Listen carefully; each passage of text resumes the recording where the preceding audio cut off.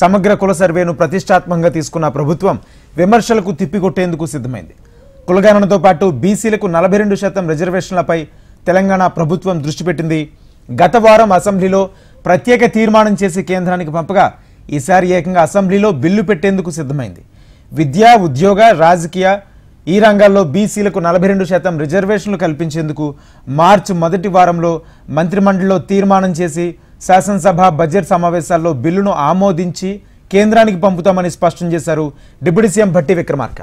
ఇక కులగణన సర్వేలో పాల్గొనని వారికి మరో అవకాశం ఇచ్చారు. ఈ నెల 16 నుంచి 28 వరకు సర్వేలో పాల్గొనేందుకు అవకాశం కల్పించారు. ఆ తర్వాత వచ్చే రిపోర్ట్ను మంత్రిమండలిలో తీర్మానం చేసి అసెంబ్లీలో ఆమోదం తెలుపుతారు. దీంతో 6 నెలలుగా ఎప్పుడెప్పుడైనా ఎదురు చూస్తున్న స్థానిక సంస్థల ఎన్నికలు ఇప్పట్లో నిర్వహించే పరిస్థితి కనిపించడం లేదు. స్థానిక సంస్థల ఎన్నికలు జరగకపోవడం వల్ల కేంద్రం నిధులు ఆలస్యమైన ఎన్నికల్లో ఇచ్చిన బీసీల రిజర్వేషన్ల అంశంపై ప్రభుత్వం పెద్దలు ప్రత్యేక దృష్టి సారించారు.